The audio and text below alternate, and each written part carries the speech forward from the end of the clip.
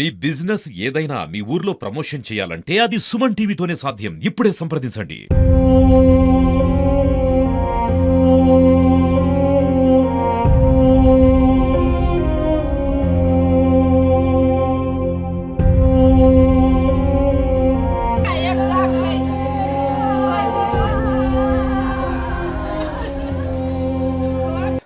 నమస్తే, welcome to Suman TV. Nizamabad జిల్లాలో దారుణం చోటు చేసుకుంది. వీరనగుట్ట తాండాలో అయితే మనం ఉన్నాము. సో ఈ తాండాలో అసలు ఏం జరిగిందని చెప్పేసి అంటే యాక్చువల్లీ ఒక రూమర్ అయితే బయటకు వస్తూ ఉంది. రూమరా లేకపోతే అది నిజమా అనేది పక్కన పెడితే మాత్రం ఒక వ్యక్తిని అయితే అతి దారుణంగా కొట్టి చంపేశారు. సో ఎవరైతే రెడ్డి నాయక్ గురించి మనం మాట్లాడుకుంటే దాదాపు 50 నుంచి 60 సంవత్సరాల వయసు ఉంది తనకి.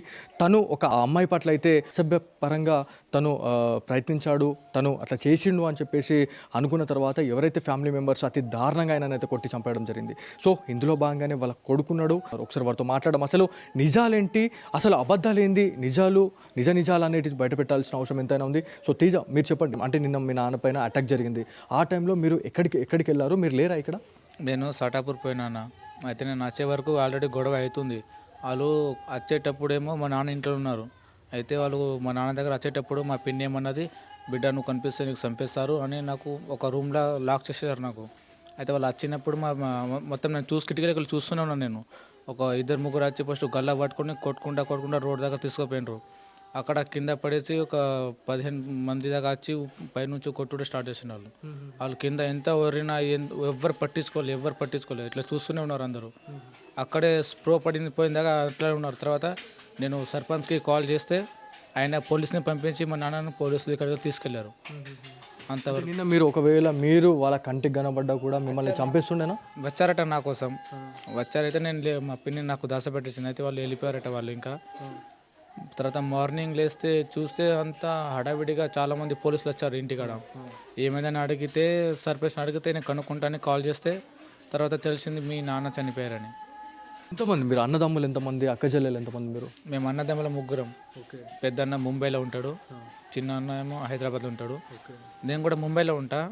ఒక 2 నెలల క్రితమే వచ్చిన. నేను కారు కొనిపిస్తా అంటే వచ్చిన నేను. అయితే వీళ్ళు ఫైనాన్స్ అడిగారట మా నాన్న దగ్గర. మా నాన్న ఫైనాన్సర్. అయితే ఫైనాన్స్ ఏమో అడిగినరేమో, మా నాన్న ఇవ్వలే. వీళ్ళకు తాండా మొత్తానికి మా నాన్న ఉద్ధరిస్తాడు. ఈ పైసలు అడిగి ఖాతా అనేది ఉంది అంటే అందరికి ఉద్ధరిస్తారు కదా. ఆ ఖాతా ఉన్నప్పుడు ఖాతా అడగడం అవసరమే కదా.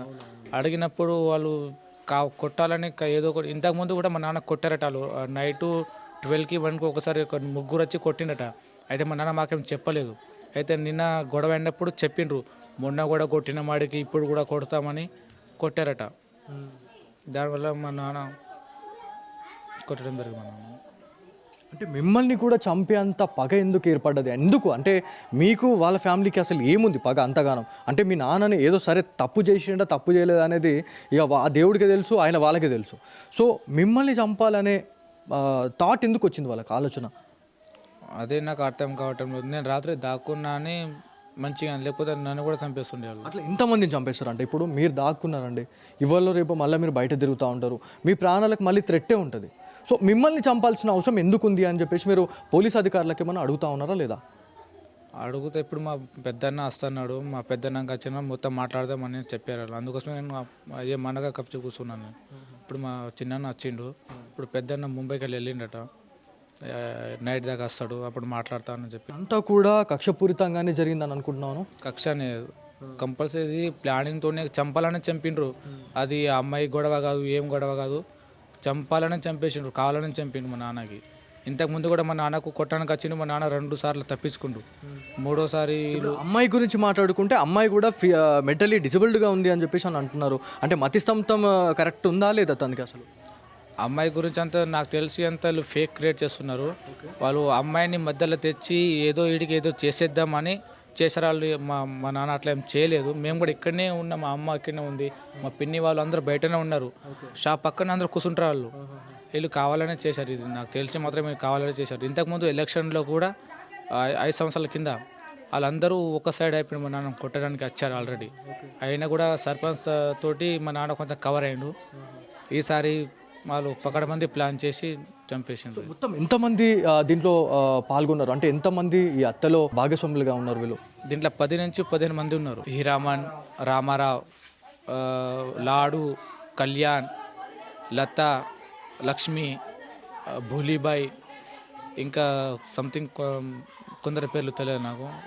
మెయిన్ అంటే ఇల్లే కొట్టింది గంగా, బాణో, గంగారాం, శంకర్ అందరు కొట్టడం జరిగింది.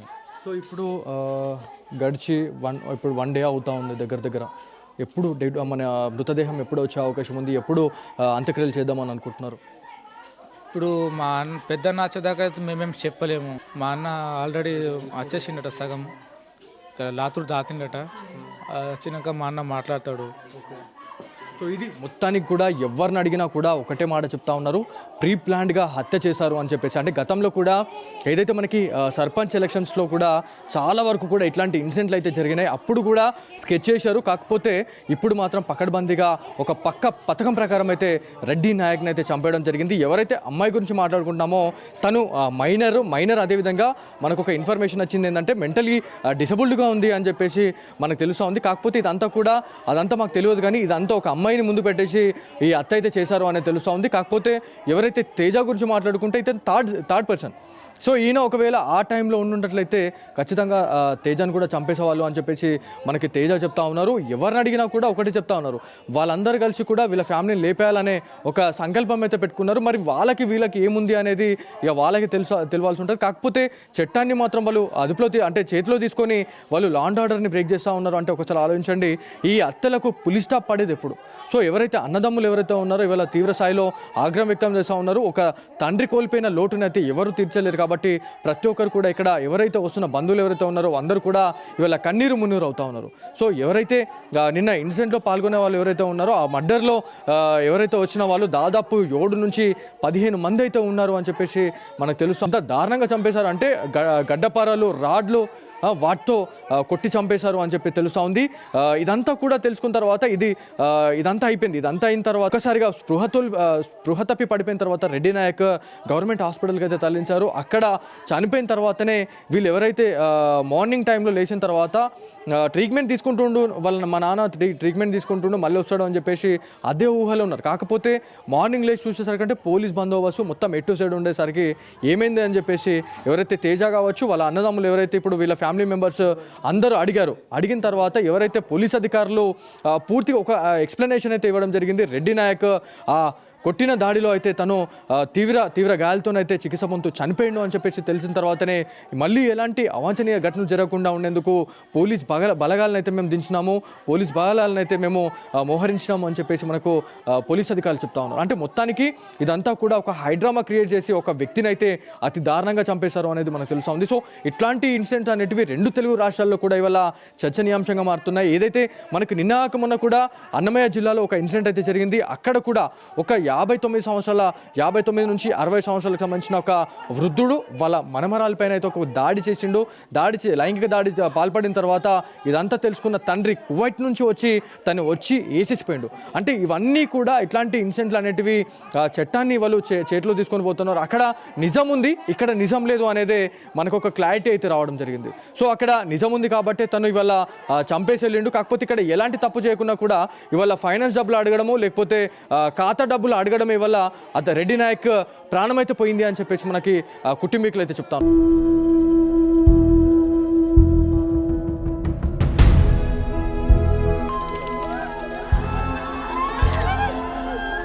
మీకున్న డౌట్ ఏంది అంటే పోలీస్ అధికారులు మీకు ఏం చెప్పడం జరిగింది? ఏం చెప్పలే, మాకు గొడవ అయిన తర్వాత పోలీసులు వచ్చారు, తీసుకురావడం జరిగింది.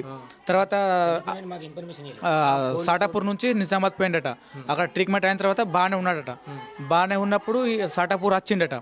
సాటాపూర్ వచ్చిన తర్వాత ఇంటికి వెళ్తావా అంటే లేదు, నేను ఇంటికి వెళ్తే నాకు మళ్ళీ కొడతారు, నాకు భయం అవుతుంది అట్లా చెప్పిండట, పోలీసులో చెప్పిండట. అయితే తర్వాత కాసేపట్లోనే నాకు చెస్ట్లో అట్లా పెయిన్ వస్తుంది, మొత్తం బాడీ చల్లగా పడుతుంది అంటే మళ్ళీ హాస్పిటల్కి తీసుకుపోయిండట. అయితే అక్కడ చనిపోయిందని చెప్తున్నారు ఇప్పుడు వీళ్ళు. మరి మాకు ఒక మాటన చెప్పాలి కదా, మరి మీ నాన్న వచ్చిండు లేకపోతే నాకు భయం అవుతుందంటే ఒక 2 పోలీసులు పంపేయాలి కదా, ఇంటి దగ్గర దించేస్తారు, మరి నువ్వు భయపడకొని పంపేయాలి కదా, అది కూడా చేయాలి. మాకు చెప్పకుండా 2 సార్లు హాస్పిటల్కి తీసుకుపోయినరు, మొదలు చనిపోయారు. పొద్దున్న మీరంతా బందోబస్తు చేస్తే మీ నాన్న చనిపోయినట్టు ఎవరు నమ్ముతారు? ఇన్ఫర్మేషన్ వాళ్ళు కూడా ఇవ్వలే మాకు. వాళ్ళు బందోబస్తులో ఉన్నారు. వేరే వాళ్ళకి కాల్ చేస్తే వాళ్ళు మాకు చెప్తే మాకు తెలుస్తుంది.